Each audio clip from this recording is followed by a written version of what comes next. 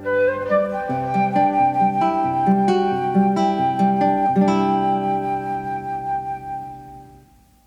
is your name, Clara? Yeah. Can I guess how old you are? 5.5. Okay. Do you have a sister? What? Do you have a sister? I have a sister, Stephanie.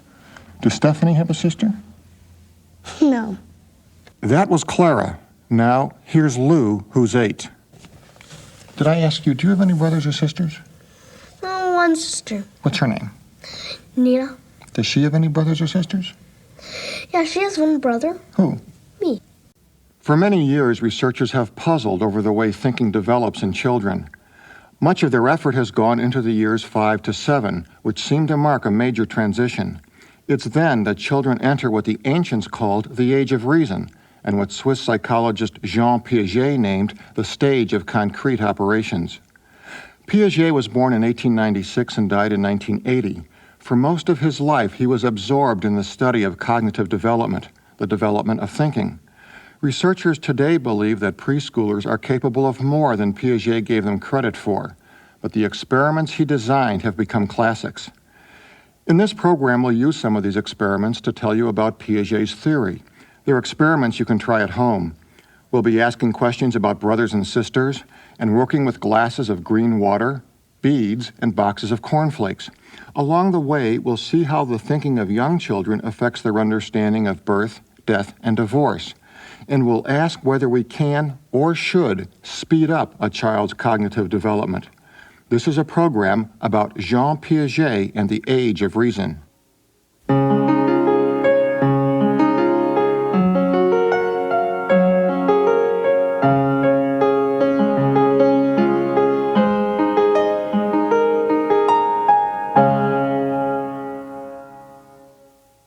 Piaget called the thinking of children prior to the age of reason pre-operational.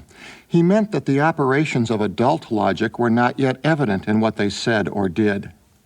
David Elkind is professor of child studies and an expert on Piaget. He gives an example of pre-operational thinking in young children's ideas about cause and effect. Their logic is different from that of adults.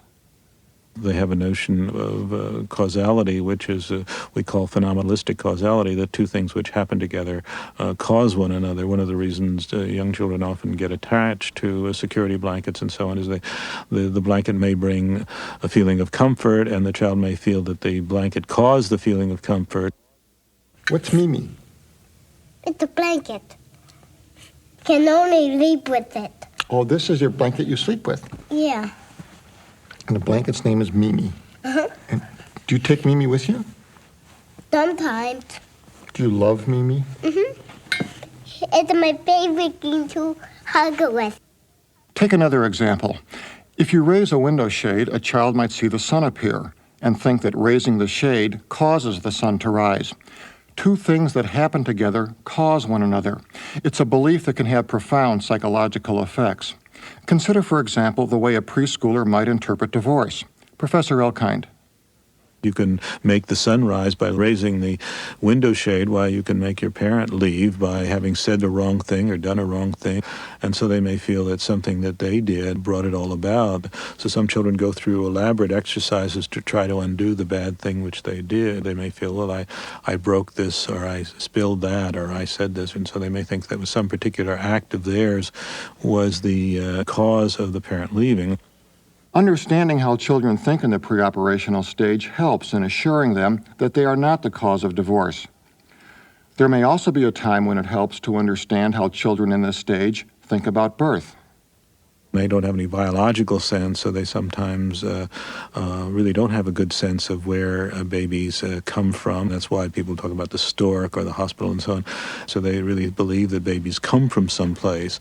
And I think the more important thing is to say where it does come from, namely the mommy's stomach. This young girl has been told.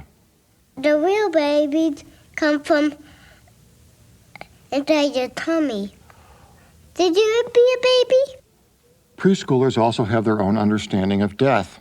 This 5-year-old learned recently of his grandfather's passing away. He was jogging outside today, and the sun got so hot, so they thought it was too late because he was not coming back. So my grandma came out and looked for him, and then she found him dead lying on the ground. Death, not surprisingly to the young child, is really a going away, and young people feel that the person who is dead will come back, and that's why young children really don't mourn death of a parent or grandparent, for example. They know the parent's gone, but they don't really mourn. Often we see a kind of delayed mourning. Children who have lost their parents in early childhood may not mourn for those parents until adolescence, when they fully appreciate death. Children in the pre-operational stage of development also find it hard to take the perspective of someone else. Piaget called their thinking egocentric. Take 5.5-year-old Clara. Do you have a sister? I have a sister, Stephanie. Does Stephanie have a sister? No. You might be a girl with a sister named Stephanie, but Stephanie might not have a sister. This is what Piaget meant by egocentric thinking. It's not selfish, but it's limited. The child doesn't realize that two different points of view, yours and mine, can exist at the same time. Or even in a physical sense, for example, if you put a 5-year-old opposite you who knows his left hand or right hand and ask him to tell you your right hand and left hand, he will make an error or she will make an error. They'll point to your right hand as meaning their left and so on. Children make characteristic errors of distinguishing, confusing what they're feeling with other people feeling. If they have a toothache, someone asks them, does it hurt? And they may say, well, can't you feel it? Piaget believed that children could not take another's point of view before the age of 7, but others disagree. They claim that children as young as 3 can get the idea that what you see and what I see are different, though they may not be able to tell you what the difference is. Still, everyone agrees that the loss of egocentrism is gradual. Here's a 7-year-old. I got 2 brothers. You do? Do they have any brothers or sisters? I'm the only sister. Oh, you're the only sister? Then they're pretty lucky, huh? An 8-year-old. Do you have any brothers or sisters? I have a little brother, What's his name? Brennan. Does Brendan have any brothers or sisters? Nope. No? Okay. Well, we have 2 cats, 9 fish, and a cat. You have what? 9 fish, 2 hamsters, and a cat. Okay. So he's got a lot of company. Yeah, but that's brothers and sisters. A 10-year-old. I have 2 brothers, Okay, what's your brother's name? Halim and Yamro. Okay. Do they have any brothers? No. No? Okay. Yeah, me. Oh, you? Right. And finally, an 11-year-old. One brother. Does he have any sisters? No. Well, he has me. Oh, okay.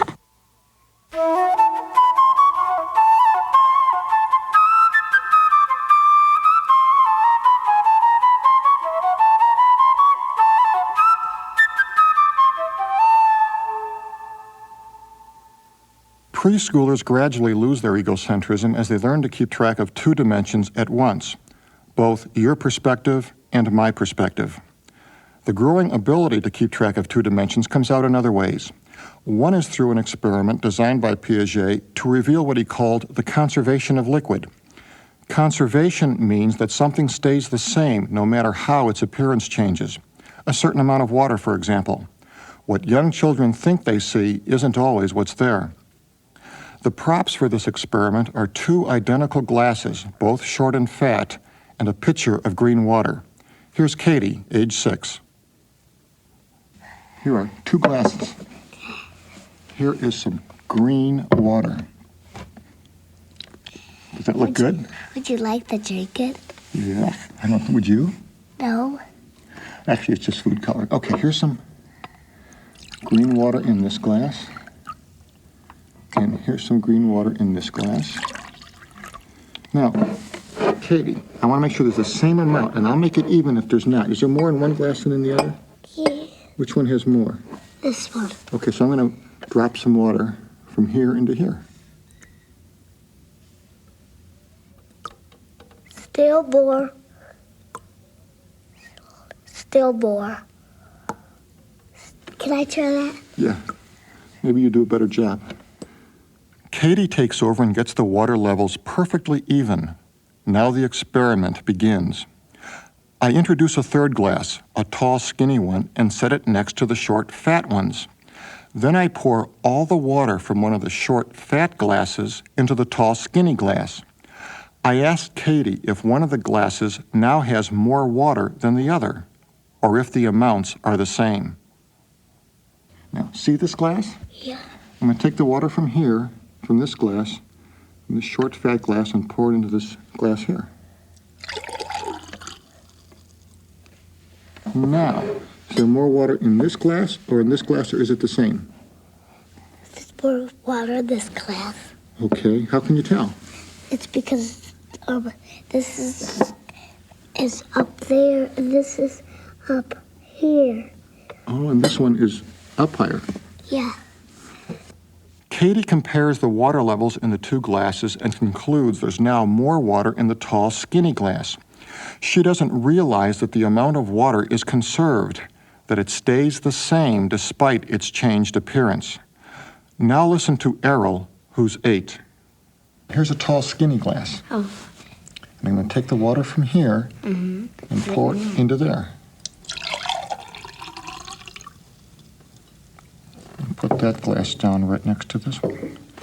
Now, is there more water in this glass or in this glass, or is the amount the same? Same. It just makes it taller. It holds up more. It just makes it look like there's more water. But really, it's still the same as this. Oh, okay, but this is taller. Yeah. It's taller because the glass is more skinnier. The glass is more skinnier. There's the clue as to why Errol understands the amount of water stays the same. Younger children have a kind of tunnel vision. They center their attention on the height of the water and forget about the width of the glass. But Errol takes into account height and width, tallness and skinniness. It's as though she's backed up enough to see two dimensions at once, just like these other kids. Because this one's wider and this one's thinner. This glass is fat and this glass is skinny and taller, so then it can, the water has to bunch up in there. These two were the same amount, and then you poured this into here, and the amount, it might have gone up more, but it came in too. Usually, children grasp the conservation of liquid around the age of 6 or 7. They come to realize that change in one dimension of an object brings about change in another dimension too. The ability to follow two dimensions at once is a sign that children have entered what Piaget called the stage of concrete operations. In his view, logical operations, the first workings of adult reason, were now evident in their handling of concrete objects.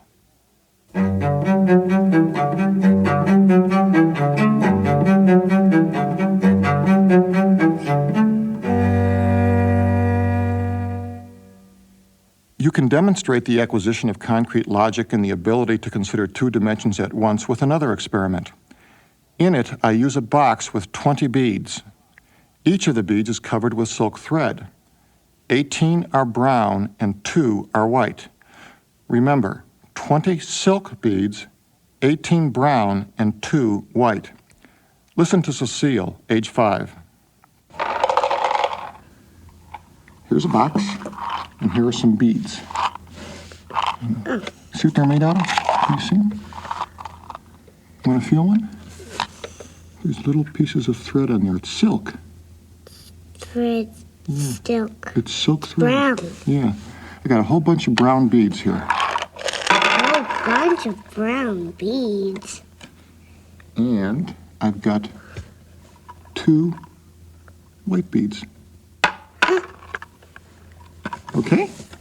Yeah. Now, why don't you scooch down here? Now, if I were to take the brown beads out of the box, would there be any beads left? There'll be 2 white beads, Okay. but none of the brown beads. Okay, good. Now, I'm going to ask you another question. If I took the 2 white beads out of the box, would there be any beads left? Well, there'll be no white beads, but there will be the brown beads left. This experiment is designed to test classification. Classification is the ability to sort objects into categories and subcategories. So far, Cecile is doing fine. She understands the category silk and the subcategories brown and white. But will this 5-year-old be able to grasp category and subcategory at the same time? That's the essence of this experiment. Here's another question. Are there more brown beads or are there more silk beads? It's more brown. Okay. Now, if I was going to make a necklace, okay, and I wanted to make a necklace out of brown beads, would that necklace be longer or shorter or the same as if I made a necklace out of silk beads? Well, if you made it out of silk beads, it would be shorter because one thing, it wouldn't fit on your neck, and there ain't enough white beads. Cecile does not yet think simultaneously of the category silk and the subcategory brown. That's why she believes there are more brown beads than silk beads. Now listen to Jamar, age 8. Jamar whispers. Are there more brown beads or are there more silk beads? More brown. More brown beads. Okay. They're more silk beads. Oh, there's more silk beads. Yeah, because all of our silk. Now, if I wanted to make a necklace and I made it out of brown beads, would it be longer or shorter than a necklace made out of silk beads? Be shorter. So the necklace made out of silk beads would be the longest. Yeah, because it'll use the white ones too. Sounds good to me. Why does Jamar get it? He says a necklace of silk beads will use the white ones too. Here's what other kids say. Well, because these brown ones are silk, and including them with the white ones, they'd have 2 more than the brown ones. There are lots of brown beads, and if you add those together, I don't know how many there are, plus the 2 white silk beads, there would be 2 more silk beads than there are brown beads. Because they're all made out of silk. In this experiment, a lot depends on the way you phrase the questions. Still, older children seem to know what younger children do not, that a bead can be silk and brown at the same time. The thinking of older children is centered not only on category or only on subcategory, but on both. Both, according to Piaget, means they're now in the stage of concrete operations. The new thinking cap of concrete operations has social ramifications that will be important for school. Logic means you can now deal with rules. Professor Elkind. We see it, for example, in children's play, and school-age children now begin to play with games with rules, whereas preschool children do not. But a preschooler can understand that, and so somebody does what preschoolers do, which they think that, the basic rule they know is I win and you lose. But it's only in school-age that children begin to engage in games with rules, like Monopoly and chess and checkers and all of those things, plus group games with rules like baseball and football and all of those things. Most of the curriculum deals with rules, about math rules, reading rules, science rules. They all deal with rules, so that's why kids are so concerned with people who break the rules, and very moralistic in that way because rules are so important. Piaget believed that a concern with rules was another characteristic of the stage of concrete operations. Along with the loss of egocentrism and the learning of conservation and classification, it meant that the child could now think logically, not yet in the abstract, but in the very concrete world of brothers and sisters, glasses of water, colored beads, and games.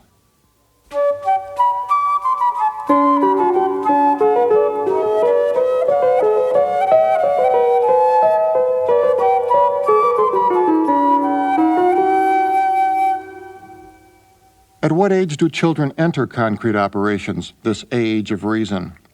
Piaget thought it was around 6 or 7, but researchers since his time aren't so sure. Most agree on what happens to childhood thinking, but not on when it happens. If you simplify experiments on egocentrism, conservation, and classification, younger children can get them. On the other hand, if you make the experiments more complex, even 8-year-olds have trouble. Take a more difficult conservation task, the conservation of area. For this task, I used 2 placemats from my dining room table. They're green, rectangular, and exactly the same size. I also used 10 tiny boxes of cornflakes, the kind that contain an individual serving. All the boxes are standing upright.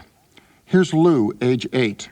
Lou was successful both at the conservation of liquid and at classifying beads. 2 placemats. 2 placemats, and they're green. And we're going to pretend that this one represents a piece of land in the town. And this one represents a piece of land in the country. And we're going to do some building. And here are the houses. Some boxes of cornflakes. And we'll put 5 houses in the town and 5 in the country. The 5 houses in the town, I'm going to take these 5 boxes of cornflakes and squish them together and put them up here in the corner of the lot, right next to each other in a tight row. Okay?